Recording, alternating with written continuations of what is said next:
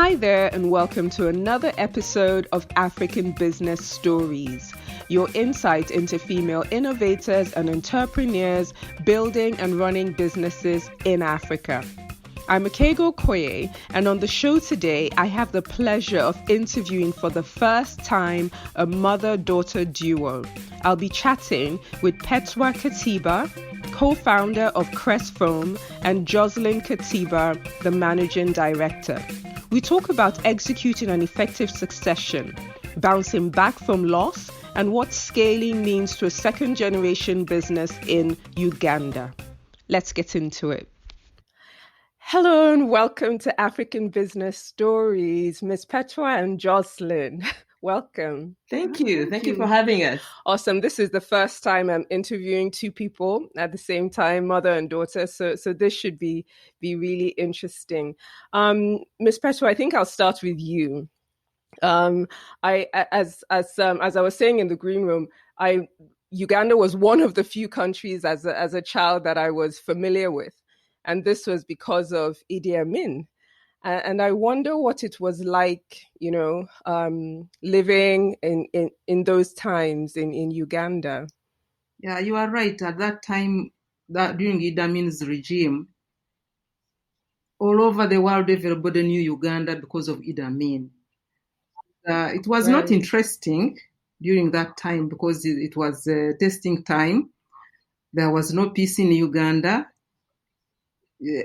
The army was everywhere around Uganda, and people were really lived in fear. People lived in fear. And at that time, that's when people started going into exile. Many people went into exile because of that, because there was a lot of killing, a lot of fear. People were arrested, carried in the car boots. So it was not easy. And there was scarcity almost of every commodity. We used to queue for sugar, and you get only 1 kilo of sugar. You go queue for soap, you get 1 bar of soap. Salt, everything. Transport was a disaster. They had put ropes on lorries for someone to climb and sit on a lorry, and that one would be the lucky one to get space. So it was not easy at all. Wow. Everybody lived on tension. So Uganda has come a long way since then. Yes, we have come a long way. That's awesome. And is it true that there are parts of Uganda where there's snow? Not really. It's only on mountain Rwenzori where it is very little. I don't know if it is still there now, but it used to be there, but very little. Oh, thank you for that little history lesson. So I read that you trained as a midwife. Yes. So what kind of career opportunities were available to women in Uganda back in the day? Back in the day, people who were in Kampala, let's say, could get chances of going to good schools. But for us, we are born up country, because we are not born in the city here. We were born up country. The chances of getting into good schools were rare. There were very few schools, and priority was given to boys, not girls. Most girls were trained to work home, to stay with their mothers, work in the kitchen, look after the family. But for the few who were lucky, could go for training like teaching, nursing, and those small courses. For me, I went into nursing because my aunt was a nurse. Mm-hmm. And she said, okay, you join the nursing school and become a nurse. And at that time, there was no proper career guidance. And we didn't know what is nursing, what is teaching, You could only see a nurse and you say, nurse is smart. So I went to that training. That's how I ended up being a midwife. Wow. So then your husband, were you married at the time when you trained as a nurse? No, I wasn't. I completed the nursing in 1970. Okay. And worked for 1 year, 1971. And by that time, there was change of government. That's when it started. I got married in 1972. And when I got married, I didn't go back to nursing. Oh, you didn't go back to nursing? No. Oh, okay. So then your husband and you started the business in 1984. Yes, that's when we started. We started, of course, construction, and we had little resources. And during that time, the instability increased. There was war. So it took us time to complete the construction. We completed the construction in 1986. In 87, that's when we kicked off. That's when we started manufacturing. Okay, I understand that the company was started under a different name. Yes. That at first was Successio Foam. Okay, and why did you change the name to Crest Foam? My husband had wanted to start this factory in Kasese. There's a place called Kasese in the western region. Okay. But then he didn't succeed on getting land there to start that company. Okay. So he decided to start it in Kampala and changed the name to Crest Foam. Okay, that's interesting. So were you part of the business in the beginning? Did you work in the company in the beginning? Not directly. Okay. I had shares in the business. We started it together, and when we started making mattresses, I got the first outlet in town. Okay. I became a distributor when he was running the company himself. Okay. Okay, so I understand that in 1992 your husband passed away. And then you stepped in to run the company. Did you have any business experience at the time? What made you decide to continue running the company when he died? And how did you manage? Yeah, that was a very challenging time. He passed on in May 1992. And I sat back and thought of what to do. To close the company, to lose it all, or to try and continue with the company. My conscience told me that, you try your best. God is there. And I tried my best. The unfortunate part, we had a very big loan from the bank, East African Bank. And when one is sick, the company almost came to a standstill. And the banks don't allow that. They keep counting their days and their interest and interest on interest. So the loan became so big. That was one challenge, which was very big. The second challenge was how to convince the suppliers. Because in most cases, our suppliers give credit and some days to pay. How to convince them to continue was not easy. But fortunately, I had when my husband used to go abroad for procurement, for meeting the suppliers, we could go together. So most of them knew me. And when they saw that I was very much interested and I showed them that really we can do it, they accepted to test me with credit. They start with small, I paid back, then gave me, we continued like that. And it continued. That's how we managed it. It was not easy, but we managed. Wow, that's very interesting because that was you ran the company for 25 years and kept it afloat, and that's very commendable. Thank you. That's very, very commendable. So at what point did you start thinking, I would like one of my children to take over? And did you have a plan B if your none of your children wanted to take over the business? Well, when Joseline completed her studies, she started working abroad. And in 2010, I called her. I said, Joseline, you have been working outside there. I hope you have gained enough experience.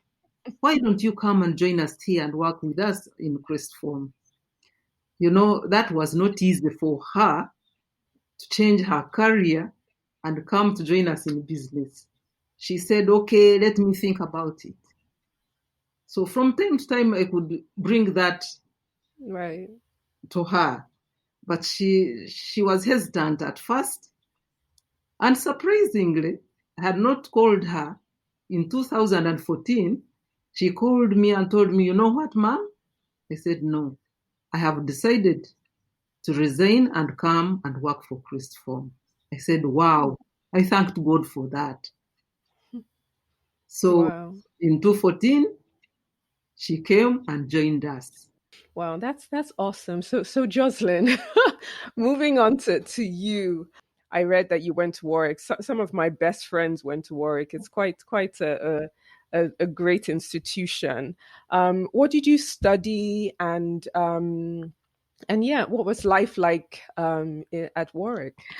So it was actually a fantastic time. So I studied. You asked what course I took. I took Morse, which is a very unusual degree, especially when you're coming from Africa, where most people are going for the traditional engineering, accounting, lawyer kind of courses. I actually didn't know what I wanted to do, to be honest. All I knew was I wanted to avoid specializing so quickly, and I wanted to have a bit more time to consider different career paths. And so I looked for a course that talked to the subjects that I enjoyed.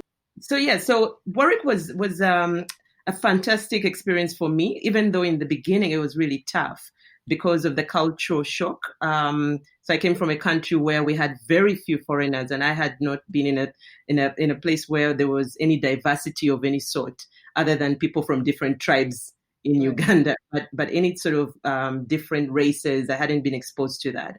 So Warwick was really challenging in that I found myself to be a minority for the first time, and I had to adjust to that. And then obviously simple things like the accents of teachers, all that stuff was really really tough for me. But I enjoyed the experience because it opened so many new opportunities for me in terms of just getting exposed to different career paths that were not available in Uganda. So for the first time, I heard about investment banking. I heard about strategy consulting. Those were things that concepts that we were not exposed to. So I enjoyed it because it was just a huge learning curve for me, and I enjoyed meeting people from different parts of the world. I developed friendships from people from Nigeria, actually, places, other people from Kenya, etc. And so it was a great time for me. Right. So you went on from there did you go to Cambridge first before Harvard? Yes, I did. So I went straight after Warwick to Cambridge because I decided, my mom, being traditional parents, you're like, okay, you're studying now, just, finish what you started. Let's go for the master's. So I pursued a master's in management studies at Cambridge. And then while I was there, obviously at this point now, you really have to start thinking about where to after, right? So I started thinking around what career options were available to me, and obviously got swept up by what was being put on the table. We were being exposed to investment banks. I spent some time at Goldman Sachs, just really considering that as a real opportunity because it sounded really exciting and fast paced. And I just thought, wow, and a lot of money, right? So as I considered a career at Goldman Sachs, I actually interviewed and got a position there. And then I got exposed to strategy consulting. So Bain Company came onto campus, and again, I got swept up in that one as well. And then I realized that I was actually just a better fit for strategy consulting. It just, to me, I had already decided that I wanted to pursue a career in business management. And so strategy consulting sounded like it would be a great foundation to help me really be a very seasoned business manager because of the analytical skills that they're able to impart on you. So I thought, wow, this is exactly what I want to do. And so from Cambridge, I moved into strategy consulting as a career. Interesting. So how long were you with Bain and Co for? So I actually did 2 stints with Bain. I started out in Johannesburg in 2000, and I was an associate consultant at the time, and I did that for nearly 2 years. And then later on, after business school, I joined the Chicago office for also about 2 years. So I have those 2 stories, and in different positions, one very junior and the other one in a more senior position. So at what point is this? Where are you in 2010 when your mom starts, sowing the seed of coming back? Where are you in at this point?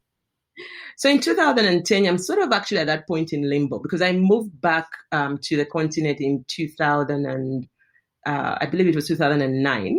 And I actually did a couple of months in Kampala, but I was actually really passing through because I wanted to move back to South Africa.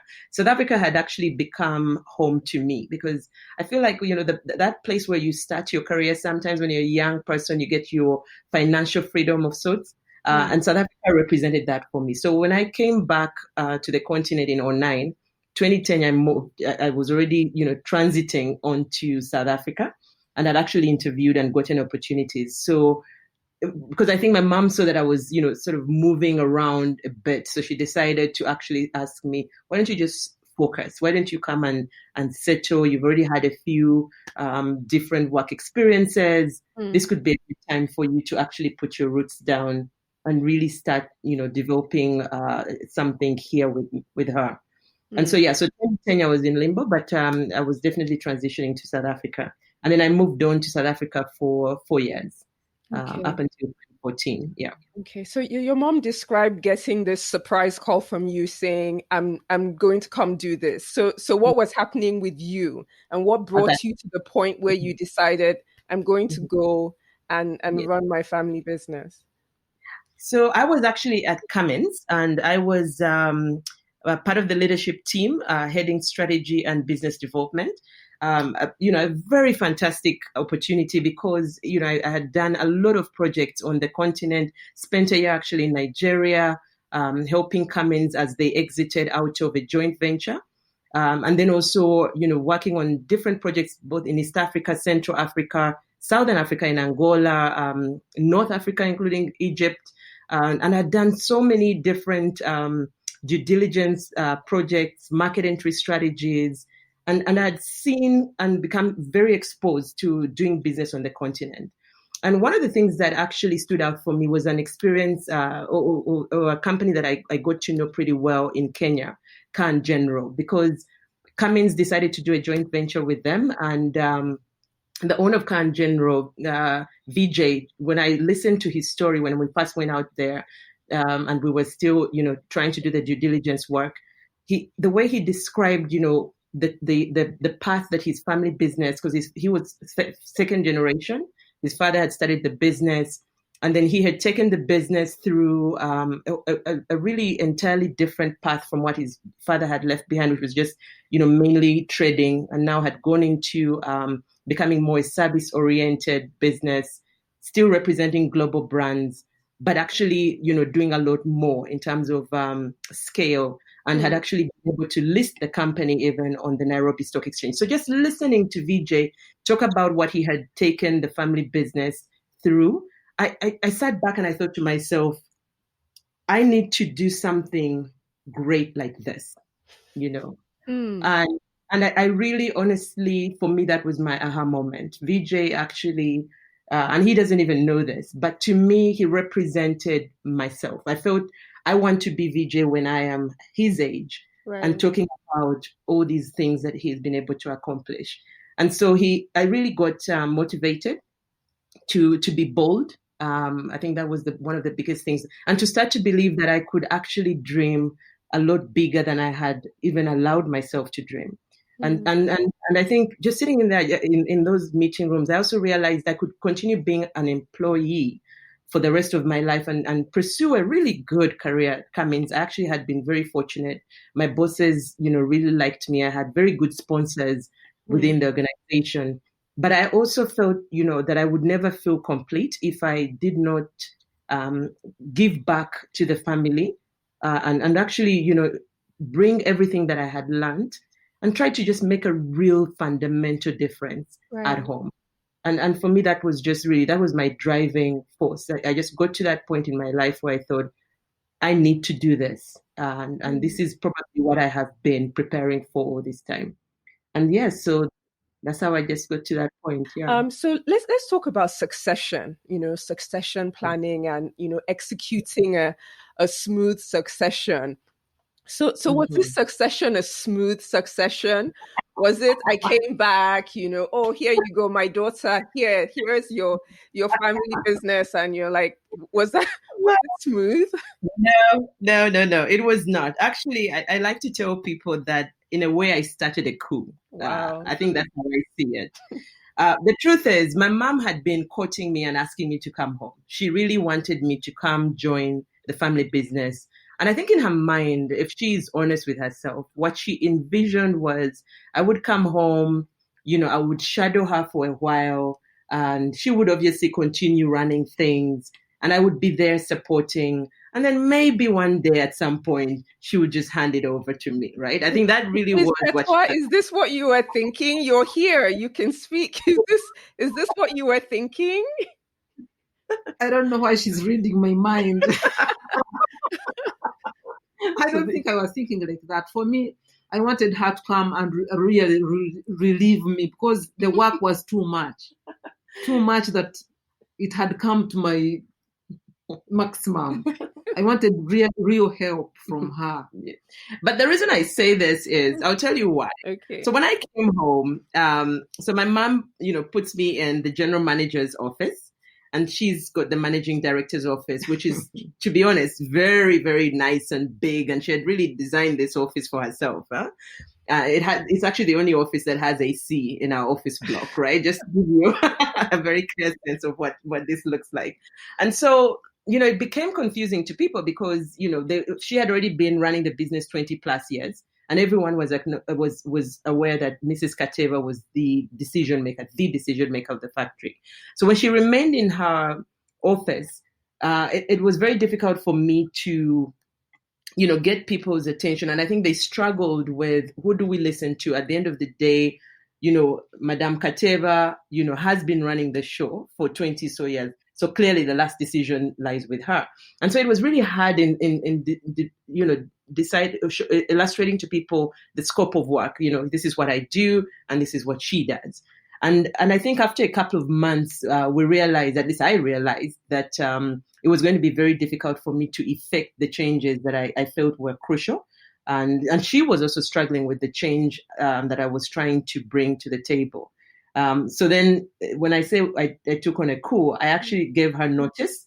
I literally went to her assistant and told her that by Feb 1st, Mrs. Kateeba's personal items had to be moved to the general manager's office. Wow. And my items had to be moved into my office. Wow. Yes.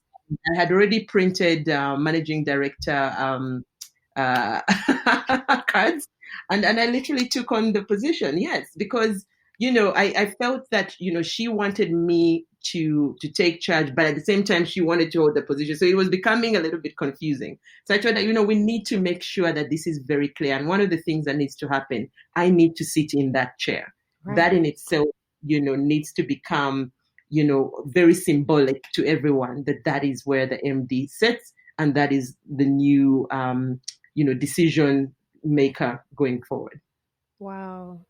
Yeah, so it was a coup. That was a coup. And I heard also about your board. Tell me what you did with your board, or was it your management team?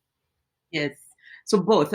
So what one of the things I realized when I came back was that we had very poor corporate governance, and we had a board in name. There were no board meetings. There were no minutes, of course, because if there are no board meetings, there are no minutes.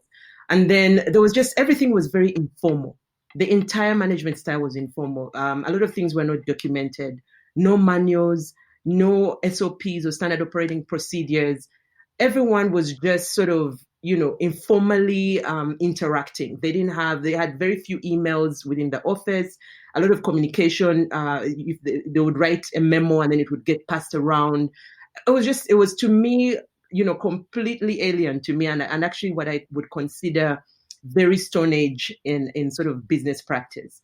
And so one of the first things that I did when I took on the MD position was to get the board to have a board meeting so that we could then start, so that I could share with them what my findings had been, where I felt the gaps were. And then, of course, come up and agree with the board some sort of action plan on how we were going to start the journey to formalize. And so we started that process actually late 2014. And then in 2015, we sort of built on that. But it was tough because, when you're trying to bring change, especially to a team that had been around, because not only my mom had been around for over 2 decades, but also the management team, many of the leaders had been there from inception. And so, when you're trying to bring change to them, first of all, it's difficult for them to understand why they should care about it. Like, what's the true value in doing things differently? And then secondly, I guess people struggled to see me as an adult because, I had 2 uncles that were managing the business alongside my mom. And I think they had seen me since I was in diapers, literally. And so it was really hard for them to really understand and really feel that they were going to take orders, literally, from this young girl. So I think there was a lot of that difficulty and opposition or passive energy that I kept feeling. And so I relied on the board to help me effect a lot of these changes. And I remember actually our chairman passed on last November, but he became my greatest confidant, my greatest coach, because he was a seasoned banker and he had led, one of the biggest development banks in the region for a couple of years. So he understood the need to formalize and why it was important to have good corporate governance. And so, so I started that journey with him and then because my mom, really, really trusted him and respected him. So I knew that he would be the greatest influencer for me with my mom. And so I would spend time with him and then we would come together to the board and say, okay, this is how we're going to do this different. So corporate governance for me was really one of the biggest things that I really feel very proud that I started that journey. We still have a long way to go, but at least we've been able to achieve quite a lot because of it. Wow, that's awesome. So how was your relationship? I mean, how was your personal relationship, during these early days of the coup?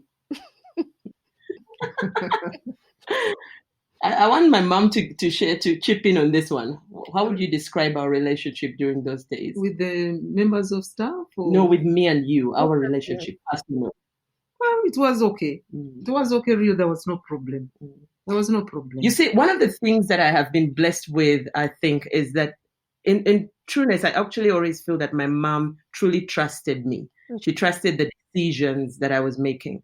Some of them were very difficult for her. I think but one of the things that she struggled with was the speed at which I was bringing change on the table. Right. I think the speed, definitely made her somewhat uncomfortable.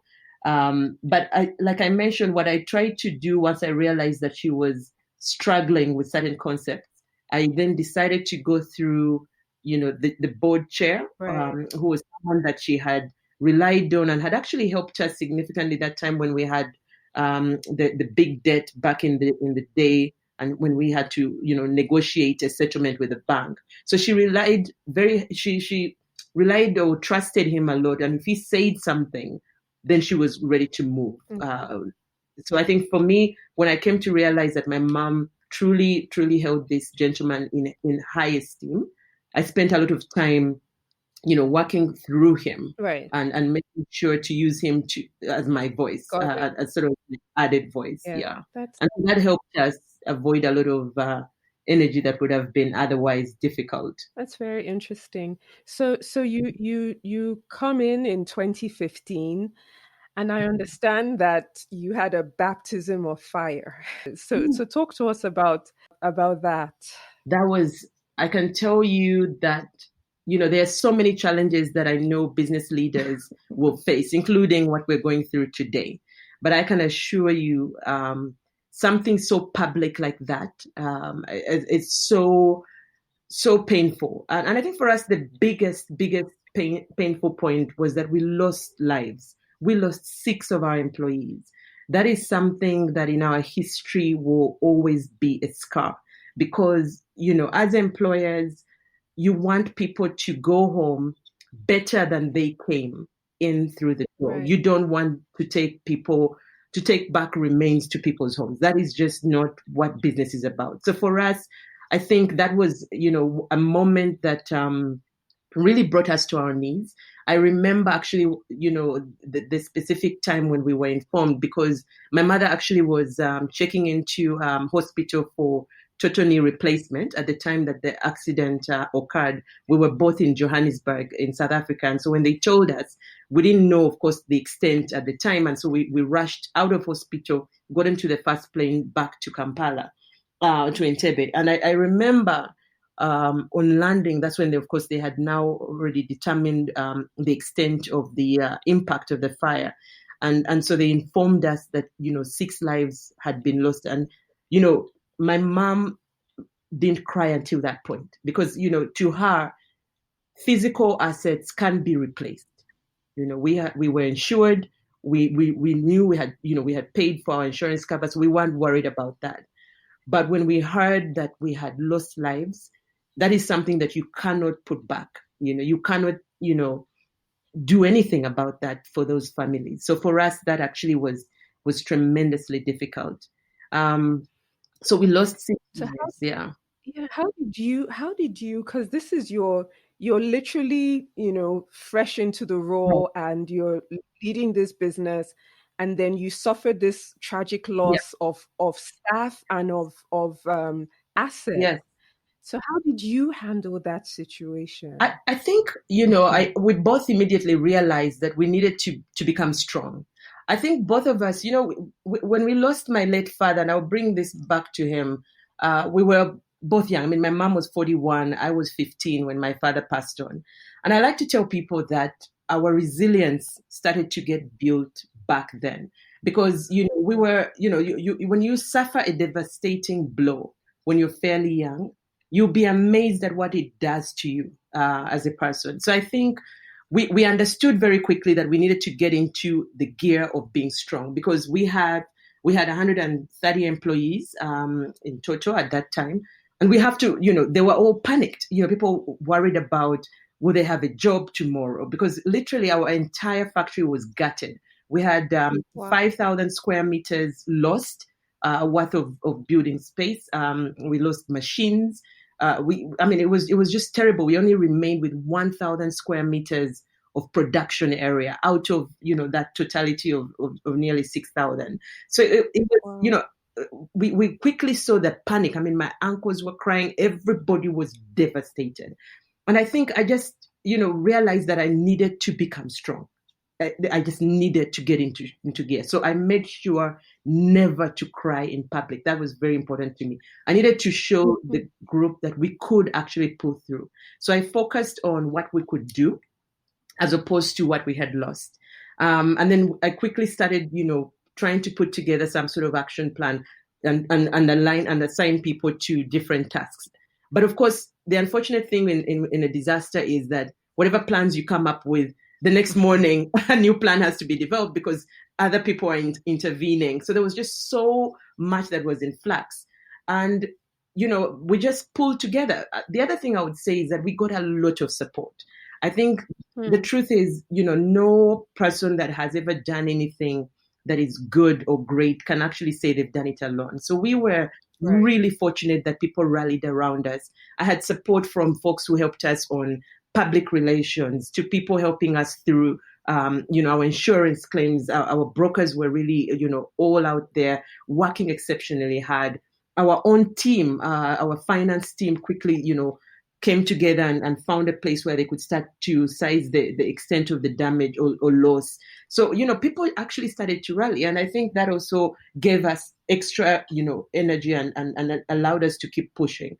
But the truth is, if we did not have the insurance policy that we had, it would have been a lot harder. So there were some good things that we had done that gave us hope that we could rebuild, we could start somewhere.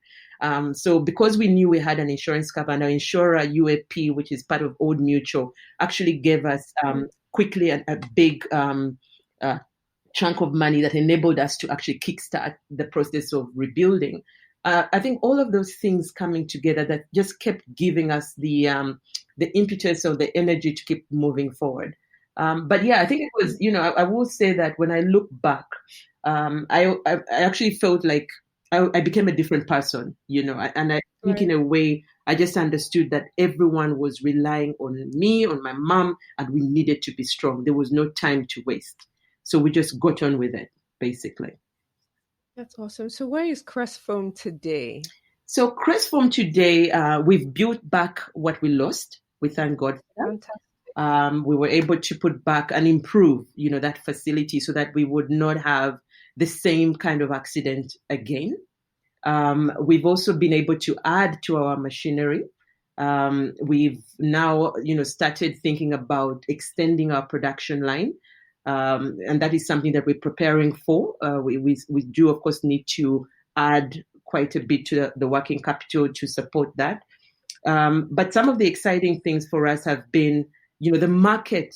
I think at that time we didn't know how the market would take us back because we went offline for 6 weeks, right? But when we came back, the market received us with open arms. So we've been able to continue building on that.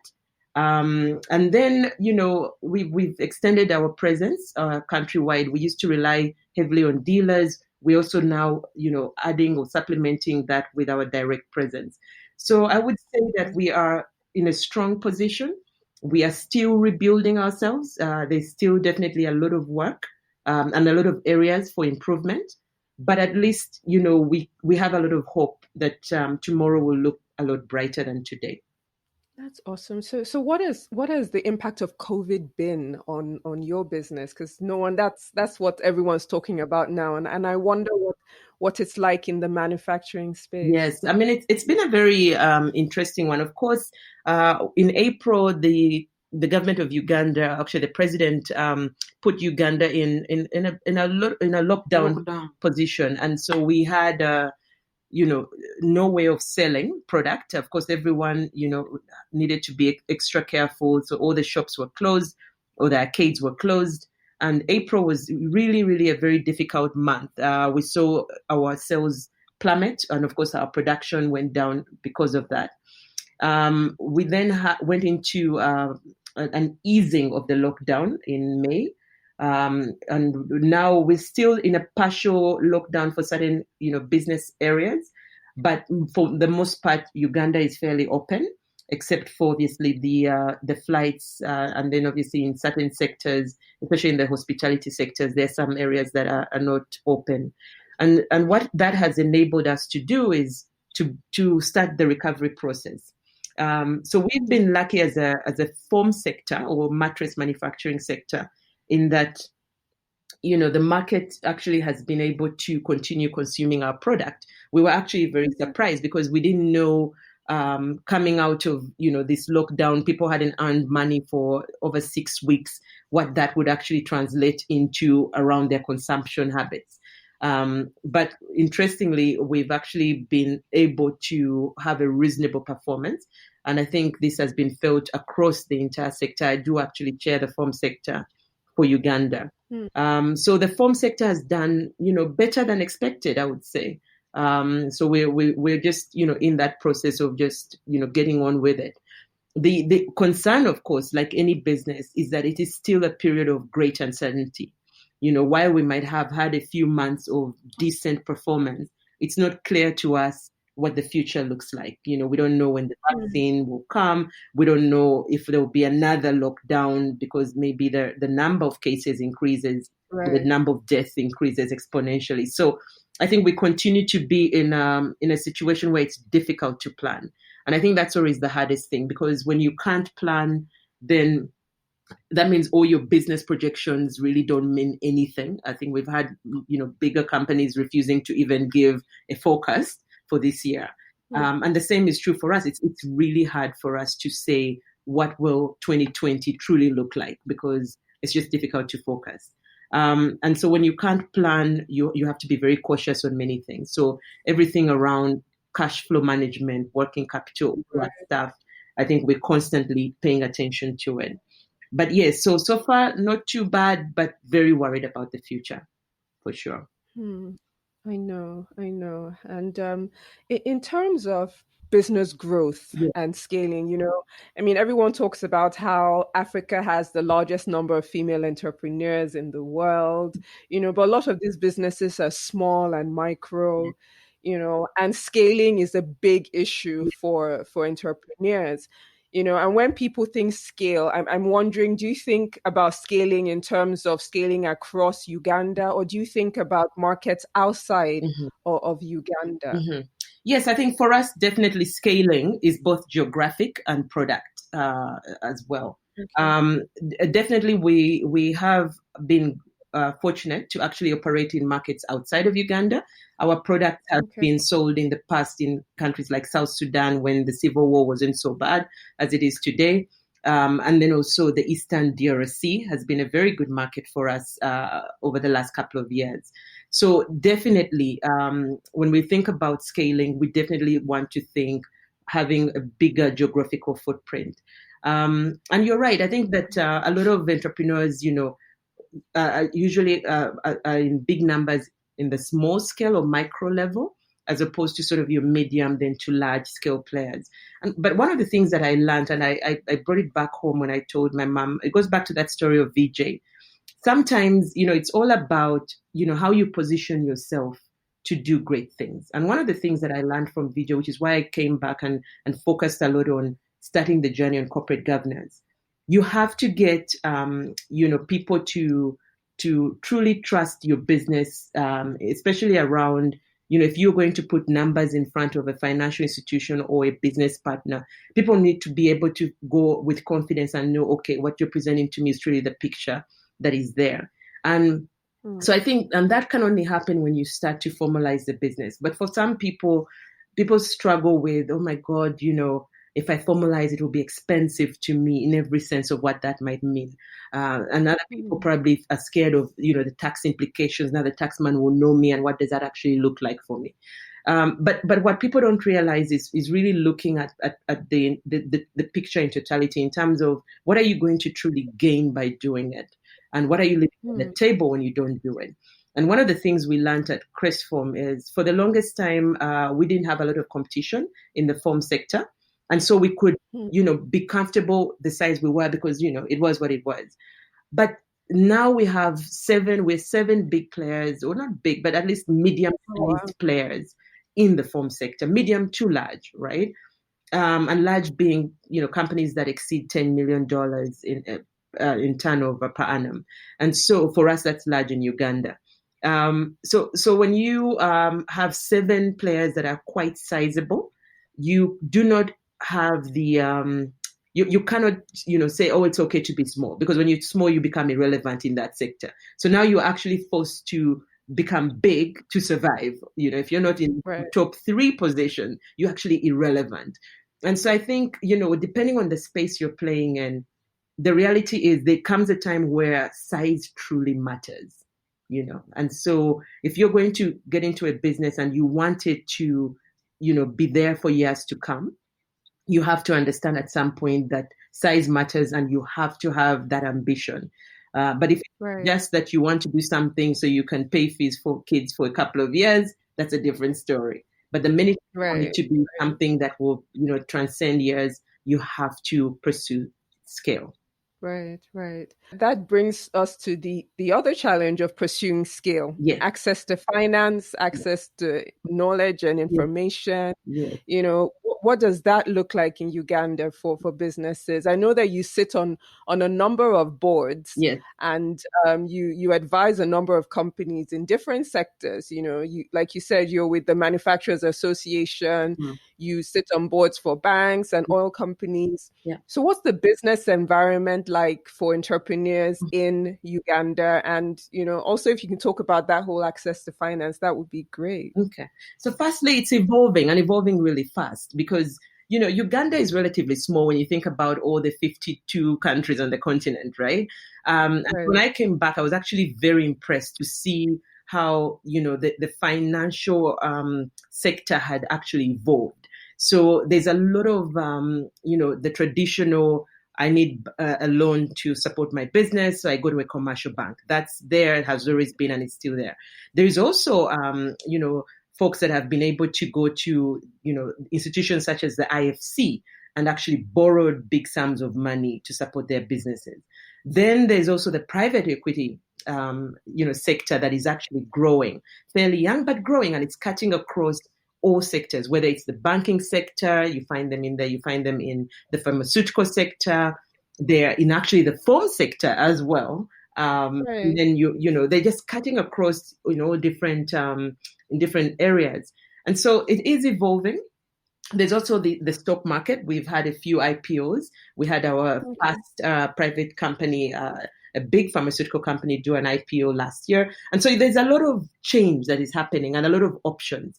But again, like I mentioned, if you want to access some of these, exciting, interesting opportunities, then you have to position your company to be considered for them. And so, because I was, able to see that trend when I was at Cummins, because Cummins actually had a couple of joint venture opportunities on the continent, I realized, okay, when we were doing through the due diligence, what is important to a partner on the other side? If they're looking to invest, what are some of the things, what are the questions they ask? What do they want to see? What do they consider good?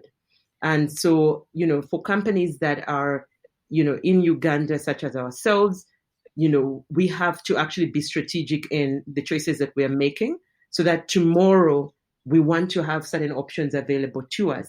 Then we have checked off those boxes. So the chapter is there. It is, still not in big numbers that we would like it to be. That is true, because in the development bank side, it's not as capitalized as we would like. So there's a lot of competition for funds. And then capital is also expensive, especially in the traditional settings, but even in the PE settings, because Uganda is still considered fairly, I would call it high risk, right? And so you find that people are asking for very high returns, very high interest rates. So that is always a challenge, I think, for us. And I think that will remain for some time. But there are some folks that have been able to, get some good deals. And again, when you look back and really understand their journey, there are quite a few strategic choices they've made, especially around corporate governance, especially around having good stakeholders, like very good audit firms auditing their books, and just really making sure that, they are compliant with all regulations, taxes, environment, etc. So the access is there, but if you want to have full access to everything that is coming on board, there are some choices that entrepreneurs have to make, and make them quick. Thank you. Thank you so much for that. So my final question, Ms. Petua and Joseline, is what's next? What's next for you personally, and what's next for Crest Foam? Ooh, that's the hardest question, huh? Yeah. What's next? I think we were planning to grow bigger. We wanted to buy some land in the new industry area, Industrial park, so that we can be in a bigger space. When you're in a bigger space, you produce more. Mattresses are bulky, and we get a better machine, and better machines, to expand our business. Yes, I think we also want to expand the product range, right? So if you think about foam and in the different forms that it comes through, you have foam, you have sofas, you've got all sorts of applications where you can really, apply the foam. So I think we want to see how we can have that product expansion, and then obviously the geographical expansion. And we still have a lot of work in Uganda. We haven't fully exploited the Ugandan opportunity. So we feel that for us, that is part of strengthening our core business. So we want to strengthen the core, and then use that strength to help us, start going into other business opportunities. We also would like to diversify. I think it's really important not to put all your eggs in one basket. And we do have, quite a bit of real estate that we need to develop. So we have an eye on, what are some of the interesting things. We already have a commercial building in the city center, but we're not really necessarily looking to add to that class. But what we could do with the properties we have, I think is going to be something that will occupy us for at least the next decade. So so diversification, I think, will be on the table more and more in the next 10 years. Awesome. So, Ms. Petra, you have no intention of retiring anytime soon. I thought I was retired. I need to go to work every day, every day. Myself fit and meet people and walk around, because when you retire and sit at home, what happens? What next? Really, I don't do much. I'm always around. Well, I beg to differ. She actually does a lot of work, and she's there from 8 o'clock till 5 p.m. So she works I'm trying full to keep myself hours. fit. But we are very grateful that she's able to be there and actually to, really give us a lot of the guidance based on the knowledge that she has gained over the years. Right. And also for the customers that have known us and been with us for a long time, they're always happy when they interact with her, as well as our suppliers. So we're very fortunate that she's, in relatively good health and is able to give us, the support that she's able to give us on a day-to-day basis. Thank you, ladies, so much. This has been a wonderful conversation. Thank you. Thank you so much for having us. Thank you. That was Petua Kateeba and Joseline Kateeba of Crest Foam. What an awesome duo. There were so many lessons in this story. Here are 3 things that stood out to me. On succession, knowing when to hand over, how to hand over, and when to take over. On how to survive business loss, focus on what you can do, not on what you've lost. And on building a business that would last beyond you, size matters, and how you position yourself is important. Formalize that business and implement good corporate governance. Thank you so much for listening. If you enjoyed the episode, please leave us a review on iTunes or Apple Podcasts. This will help us greatly. I'm Akego Koye, and you have been listening to African Business Stories.